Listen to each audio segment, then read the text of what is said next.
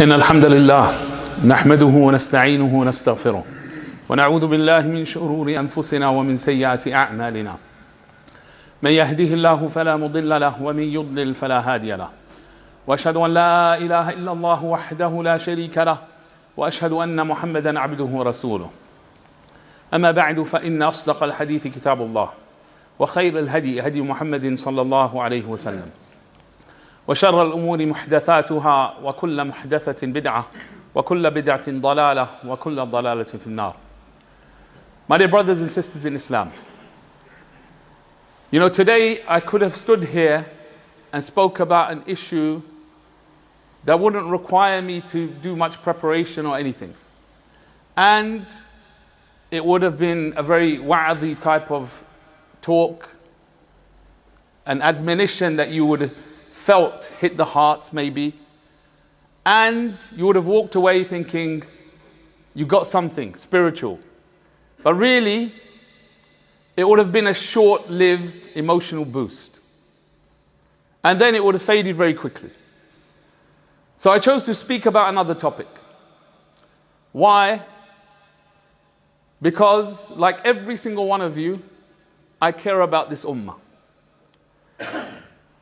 And like every single one of you, I see the situation that we are in while knowing that this is the greatest ummah that will ever come to mankind. I see the situation that we are in, and I know, like you know, that we are the leaders of mankind, the Muslim ummah. So at the very root of all of this is our family relationships, our families. This is central to us having a strong ummah. So today I'm going to speak about some marital issues, and not about the easy stuff, marital problems. And it's something that I work daily with Sheikh Fuad and others, hafidhahumullah. And this is something that we all have issues with. So let's take this as our starting point. Today is not a telling off for anybody, so don't get worried. Neither the sisters, neither the brothers. This is not a telling off. Let's make it very clear. This is an upskilling for every single one of us. And this is an issue that every single one of us, the biggest sheikh in the world and the lowest layman in the world, we all go through this, and this is normal.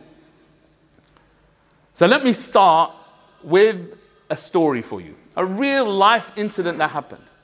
Every single one of you knows the great Sheikh, rahimahullah ta'ala, Sheikh Al-Albani. Probably not a single one of us who doesn't know of him. He had issues with his wife. And on one such occasion, he asked, and his wife had agreed to bring in another sheikh, Sheikh Adnan Al-Ar'ur. He came in as the judge between them in their dispute. They had marital issues. You can imagine a sheikh's life, someone so authoritative like him, someone so well known, someone very involved in the community. He has guests all the time. He has a large family as well. People coming unannounced all the time. And his wife is getting old, and she's quite old at this time. She has her own illnesses as well. And the expectations on her are huge. Like every woman in every house. That's what she feels. So she's complaining, and the sheikh is also not agreeing with her because, hang on, this is my life. This is what I've been doing all my life. This is the expectation. So here they have a dispute, and they bring in someone to judge between them. Someone that they're both happy to judge. So now the sheikh comes. Sheikh Adnan, he comes to judge between them. And each of them has an expectation of how the sitting is going to go.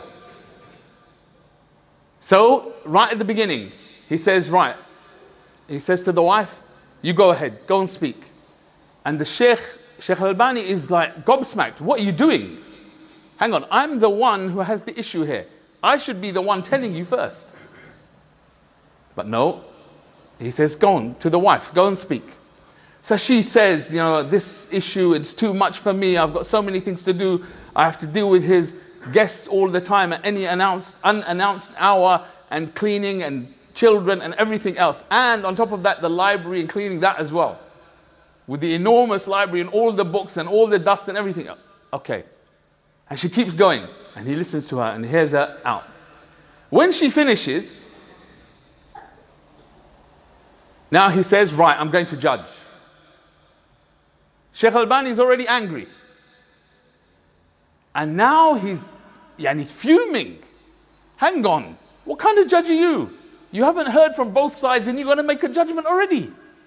He said, yes. And he starts saying things, and then the Sheikh says to him, no, you called me to judge. Either you accept her like this, I'm going to judge right now, or I'm walking out.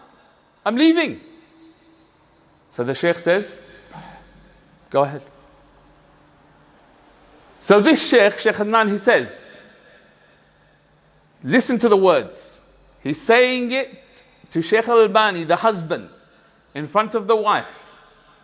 He says, you, to Sheikh Albani, are the zalim. You are the oppressor. And you, sister, you are the oppressed. And then he goes on and he says, and right now I'm making the ruling that he has to get married to another wife and bring her in to help you with all of these chores that are too much for you. So you can imagine the delight on the wife's face in the beginning when her husband gets called the oppressor. She was rejoicing. And then when he also added to that, you, oh my sister, oh oppressed. You got too much given to you to do. So she's rejoice upon rejoice. And then when he says how to fix the problem, obviously it all settled down and it all calmed. And then she said, you know what, I have a solution, another solution where I can take care of everything. And the matter was finalized and finished. And the complaint stopped. And the agreement continued. Okay. So let's look at this. This is a story to get us into it. From the story, I want you to remember, sisters, this is not about polygamy. This is not about telling the brothers to get a second wife. Don't get upset. Okay? We're here to sort out our current marriages. Forget about anything further. Right, number one, we want to take from this story, every single person, no matter who they are, is going to go through these issues where you have issue with your spouse. This is absolutely normal. Your problems are not the biggest things in the world.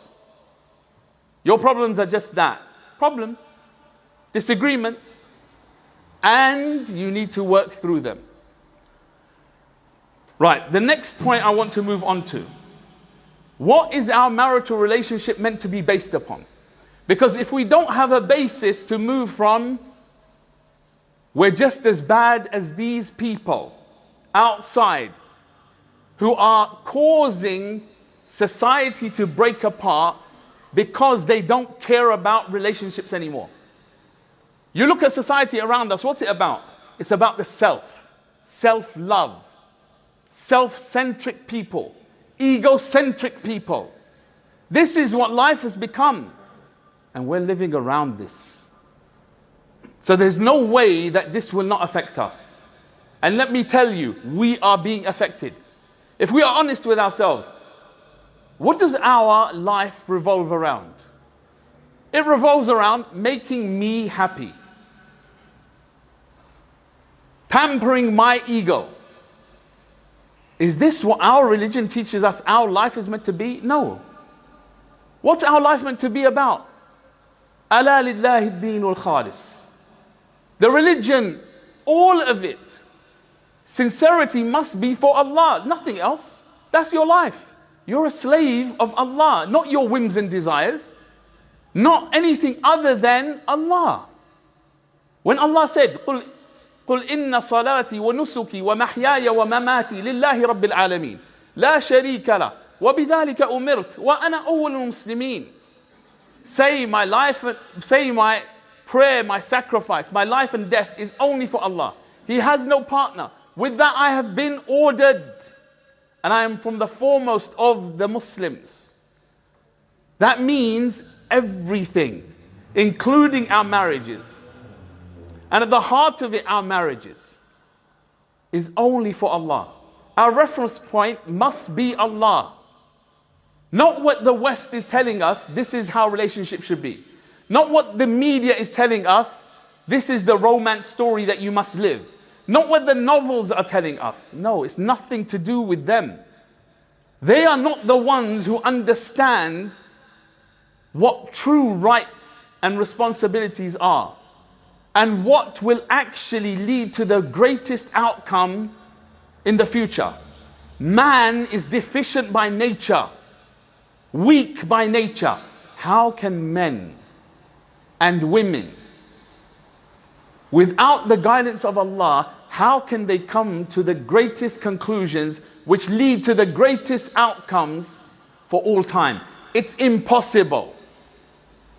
Allah is the one who said, أَلَا يَعْلَمُ مَنْ خَلَقَ وَهُوَ اللَّطِيفُ الْخَبِيرُ. Allah knows best because He's the one who brings about bounties and grace in a way that you will never perceive it. And He's the one who is all-knowing. So don't look anywhere else. That's our reference point. Number two, it's not about the self. It's about bringing up a righteous family. It's about bringing up a righteous family. You know, if you think about it, how much would you sacrifice for your kids? How much? You would sacrifice your life. Every single parent is like that. Mother and father.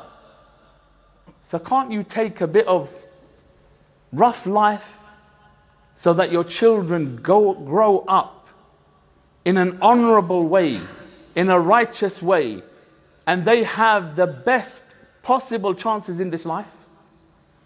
We all know broken families lead to the worst outcomes for children. They're the ones on the streets doing the drugs. They're the ones who can't have stable relationships. They're the ones that find it difficult to love and show love. Every kind of crime, you look at the statistics, it goes back to broken families. So number one, it's about Allah. Number two, it's about having a righteous family and righteous children. Number three, your marriage is about chastity. It's about fulfilling each other's physical needs, intimacy needs, so that you don't fall into haram in this. So that you don't fall into haram in this. This is number three. Number four, and the final one, is having good company with each other. Having that companionship. That's right at the bottom of the aims in marriage. Right at the bottom. We think because of the media, this has to be number one. If I'm not living a happy life, I'm not enjoying that blissful company with my spouse, we think because the media is telling us, your marriage is rubbish. That's not what Islam tells you.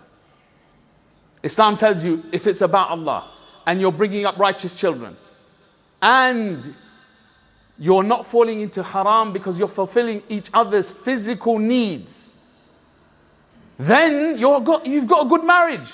You're missing one little bit, and that's not the most important anyway. But at the same time, وَعَاشِرُوهُنَّ بِالْمَعْرُوفِ, treat them and live with each other in a good way. So that's the first thing. That's the basis of our marriage. Remember this. It's about Allah. It's about your children.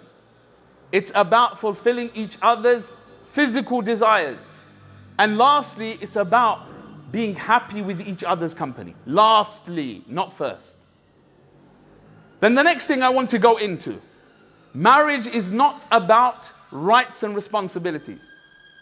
Oh sister, you have to do this. Oh my wife, you must obey me because I'm the boss. Yeah, sisters are listening very carefully now, you see. Yeah? This is not what marriage is about. And at the same time, the sister can't say, you're my husband. You have to make sure that I have enough money to live a very comfortable life. And I have all of the luxuries that everyone else has. No, no, no. You must Didn't you hear what Allah said? الرجال قوامون على النساء. That you're the leader, you're meant to bring in the money to this extent. No, it's not like this. Rights and responsibilities are not the basis of marriage. What did Allah say? وَمِنْ آيَاتِهِ أَنْ خَلَقَ لَكُم مِّنْ أَنفُسِكُمْ أَزْوَاجًا لِتَسْكُنُوا إِلَيْهَا وَجَعَلَ بَيْنَكُم مَّوَدَّةً وَرَحْمَةً إِنَّ فِي ذَلِكَ لَآيَاتٍ لِقَوْمٍ يَتَفَكَّرُونَ. In this verse, Allah is telling us the basis of marriage. Two things. Showing love, not love. Showing each other love.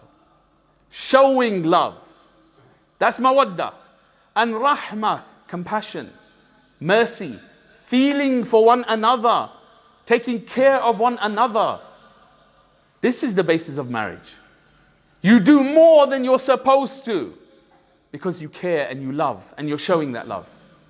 You let go of things that are your rights because of that love, that care, compassion and mercy. That's what marriage is about. Now, brothers, now this is directed at the brothers because the sisters read about this issue 24/7. They know it. They've memorized it like we know Fatiha. Okay? But brothers, we do not know this, and Sheikh Fuad, Hafidahullah, he can't speak about this because he's an Arab. And I'm going to have a go at our kind, the Asians. We are not good at showing love to our spouses. This is in us because it's not done in our culture. It's not done. I just want to put you in this situation. If you're at work and your wife phones you, you're busy, you've got stresses of work and you've got everything going on. Your wife phones you. Asian man, like me, and like you guys, what are we going to do? What's she phoning for? She knows I'm busy. Leave me alone, woman. Okay? And then when we do pick up the phone, we say, yes. What is it? Get off the phone as quickly as you can. Thank you very much. That's us. Okay? Now, let me give you a scenario. I was a young man at the time, not married, student, talib. And one of my mashayikh, we were in the car and we're driving to his office actually. And at that moment we're deep in conversation, and the conversation is usul al-fiqh and really deep and going on for a good half an hour, and we're driving. And then his wife phones. Immediately, not like us, wait, let her ring five, 6 times, let it ring until it's about to cut off. No, he picks up immediately. He stops the conversation, picks up the phone. And then what does he do? He picks up the phone and he says, what's this great surprise? You're phoning me out of the blue. It must be an Eid. Must be something going on. And I'm just sitting there, unmarried at the time, didn't know about these issues, didn't have this life experience. And I'm just thinking, wow, man, what a relationship they have. He won his wife's heart in that first couple of statements.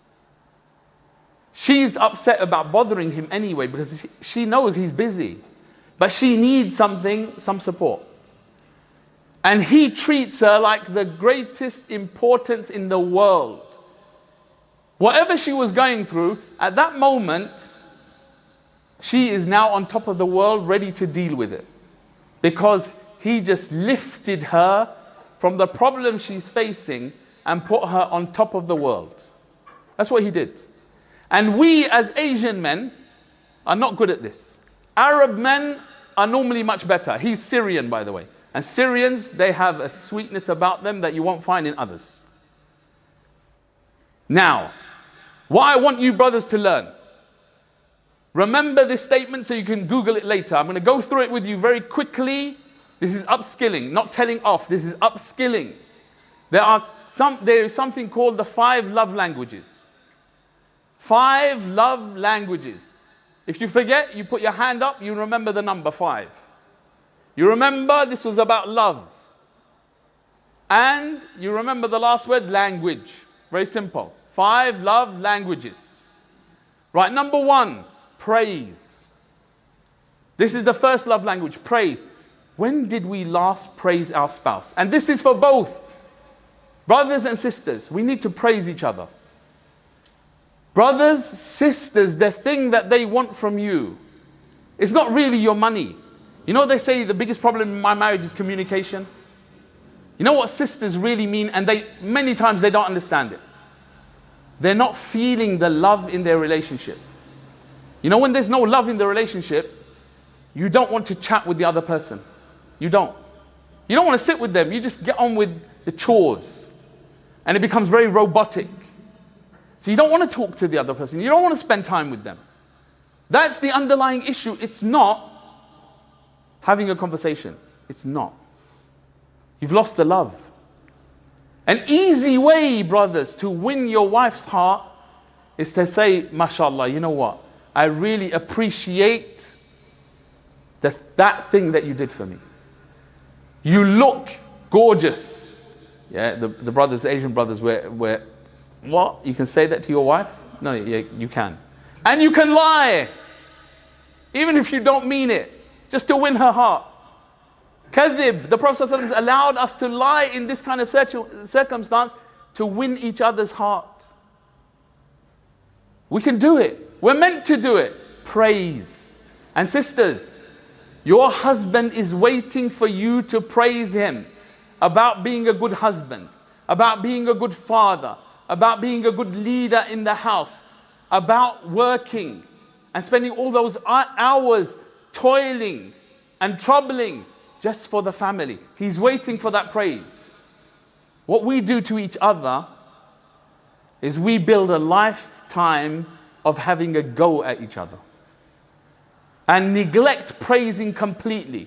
What does that do? You imagine, either side, you're being criticized every day for 15 years. Just imagine if you were to get a fence and you were to bang in nails, even if you took out the nails, the holes remain. And once those holes are there, it's very difficult to fill them in. Because yeah, there's filler for walls and there's filler for wood and there's filler for all these things. But filler for the heart, very difficult. Very difficult. So balance it. If you're going to criticize one, praise three. Make it a balance where the praise is far more than the critique. And you'll keep the love. Right, that was praise. Number two, quality time. If you love one another, you'll enjoy spending time with one another. Look at the Prophet ﷺ. Why did he allow Aisha radiallahu anha to look at those Abyssinians doing their war practices in the masjid? It wasn't because she really enjoyed watching that. No, it wasn't that. It's giving her something with time together that shows her, I love you. She's got her head, her chin on his shoulder, sallallahu alaihi wasallam. Just imagine. And he's not moving, he's staying there with her. And this will be known to everyone else. The Prophet ﷺ stood there and let me enjoy and spent that time and gave me that time. That puts her on top of the world. Quality time. But it's for both sides. Sisters, brothers need to give you time. Listen to you, 100%. A long hadith in Sahih Bukhari is where Aisha is doing all the talking about all these women and what they say about their husbands, and the Prophet ﷺ hardly says anything except a line or two lines at the end. Brothers, what does this tell you? It tells you a very simple fact. Women like to talk. We all know this. I'm not having a go at you, sisters. This is your nature. This is how Allah created you. Don't change it. If you change it, you're going to become men. Don't. This is how Allah wants you to be. And brothers, if you know their nature, let them talk. Listen attentively. That's what they want from you. They don't want you to talk, actually. They don't want you to solve that problem. They just want you to listen. And remember what she's saying and be involved and engaged. That's it. That's quality time. Not with your phone. So you're looking at your messages every 2 seconds. No, it doesn't work. That's not quality time. Not looking at your computer. Not even in one ear and letting it out. No. Quality time, engage, eye contact, listen to understand what's going on. And likewise, sisters, you won't like the things that your husband speaks about. They're very different to the life that you lead. But you need to talk about those things and listen attentively, because if you don't, he's going to think, all this woman talks about is these petty little things about the house and the children. There's world problems that are on my mind. There's bigger things that are on my mind. And she doesn't care about them. So therefore, she doesn't care about me. That's the message you're sending. So you've got praise, quality time, gifts. Give each other gifts. It doesn't have to be expensive. It is truly the thought that counts. The other one, sisters, and bear this in mind, intimacy. This is key. Sisters, one of the greatest complaints from brothers is that my wife does not fulfill my intimate needs. She keeps saying, I've got this to do, that to do, stress and pressure, not now. This is one of the biggest problems that we have. Sisters, let me put it very plainly to you. If you are not fulfilling your husband's intimate needs, then don't be shocked when he falls into haram. It's not a justification, but you will have part of that sin. I'm not going to quote to you the hadith that you all know, because it doesn't warrant that. You should understand the reason why the Sharia says that the woman should always fulfill her husband's intimate needs. And likewise the opposite. Likewise the opposite is because this, if it's not there, the marriage crumbles. Love is removed from that marriage. This is the connection. If you break that connection, you break the love, you destroy the marriage. It's as simple as that. And the last thing, acts of service. Help one another. Help one another. Do things for each other. If she asks you to do something, brothers, don't say, yeah, I'll do it, and then you don't do it. Tell her, right, I'm going to do it at this time, on this day, when I have that time to dedicate myself. And then when you say that, make sure you do it. The Prophet ﷺ, what did he say? Al-Muslimuna ala shurutihim. The Muslims fulfill their vows, their statements, what they promise. Say it like that. I'm going to do it, and then make sure you fulfill it. Because otherwise, what happens? He keeps promising and he never does it. I can't rely on him anymore. I have to do things myself. He's useless. Why should I love him? Why should I need him? Why should I even have him around?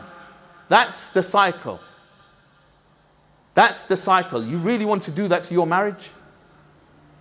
Then you're no better than everyone out there who's only concerned with themselves. And likewise, sisters, if you agree something with your husbands, fulfill it. Don't break it. Consider it an obligation. That's what it is. Because of time, I'm going to stop there. And then I'm going to finish off with one of the most important things in the second part of the khutbah. Walhamdulillahi Rabbil Alameen.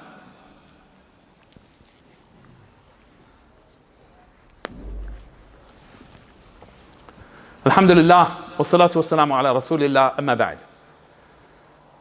Now, something that is paramount to our marriages is when you have problems and disputes and conflict with your spouse, you're angry with one another, how do you deal with it? Number one, you can't deal with it when you're angry. So set a time when the kids are gone, when you can sit down and both of you have calmed down. Sometimes it takes a whole week for everyone to calm down. Let it be a week. The earth is not going to stand still because you have to wait a week to deal with this. Your marriage will not fall apart if you have to wait a week to deal with it. Give it time. Set an appointed time when you're calm to have a conversation. Then have the conversation listening to each other with the aim to understand the other party and come to an agreement. Okay? This is how our children should see us dealing with. Not, I have an issue with him, he has an issue with her, and you shout and scream in front of everybody and make a huge scene about it, and no one resolves anything. That's not how the Sharia told us. The Prophet ﷺ told us, لا تغضب. Don't manifest the anger. He told you when you're angry, don't speak. Keep quiet. If you're standing, sit. If you're sitting, lie down. Go make wudu. Don't try to deal with it at that point. It's not worth it. If your spouse is angry and mouthing off, keep quiet, let them go. Sometimes people have to get it out of their system. Let it be. Let it be. Remain quiet. And then appoint a time to deal with it. Right, then you sit down together in that quiet and calm and you talk it through. You understand each other, you agree something. Right, you could be doing this. And sisters, the biggest problems that brothers have is, you know what, she's not managing the house properly. She's not managing the kids properly. And brothers, part of that is our fault. We're not providing the vision. The wife is not a housewife. She's a house manager. She deals with managing that stuff hands-on. The husband is meant to be dealing with it from a vision perspective and helping her with all of those things by giving her the vision, the bigger picture, how it should flow, setting those expectations, and she executes it and makes sure everything runs. But we're not doing our part, so they don't get to do their part properly. The expectations are completely on the different page, on the wrong page. So right, you try to deal with it yourselves. Now, brothers, listen very carefully. In the story that I began with, when you can't solve it between yourselves, and there's going to be issues you can't resolve between yourselves. You can't agree, you can't talk them out, you can't finish them. There is no problem. It is not a stain on your izzah, your dignity and honor, that you appoint someone to judge between you and your wife. And you talk about those things openly with that judge. Because you choose someone qualified who's going to treat it in the strictest of confidence and not disclose that to anyone else, and there's no harm. That's the recourse in the Sharia. If you were called to an Islamic judge in the courts, you'd have no choice. If your wife says, let's go to counseling, do not say no. This is not allowed for you. Because if you do this, what's going to happen? You're going to destroy your marriage. That's the reality. If she says, let's go for counseling, you book it, you sort it out, you say, I'm 100% with you, let's go. Let's sort this out so that we love one another and have a good marital relationship. May Allah give us tawfiq to deal with all of our problems head on. May Allah give us tawfiq not to shy away from them. May Allah guide us to make Allah the judge in all of our affairs, with His representatives on this earth. And there are always Allah's representatives on this earth. There are the scholars, the imams who are known to deal with these things. And you have a gem from amongst them in your masjid. May Allah give someone the tawfiq to help him improve his English so that he can excel even more. And that he can bring more benefit to all of us and engage. Because the more work that we do in this regard, the stronger ummah we will have. اللهم صل على محمد وعلى آل محمد كما صليت على إبراهيم وعلى آل إبراهيم إنك حميد مجيد. اللهم بارك على محمد وعلى آل محمد كما باركت على إبراهيم وعلى آل إبراهيم إنك حميد مجيد. ربنا آتنا في الدنيا حسنة وفي الآخرة حسنة وقنا عذاب النار. اللهم أعز الإسلام والمسلمين وأذل الشرك والمشركين ودمر أعداء الدين. يا قوي يا عزيز يا جبار يا متين. سبحان ربك رب العزة عما يصفون وسلام على المرسلين والحمد لله رب العالمين. وقوموا إلى صلاتكم يرحمكم الله.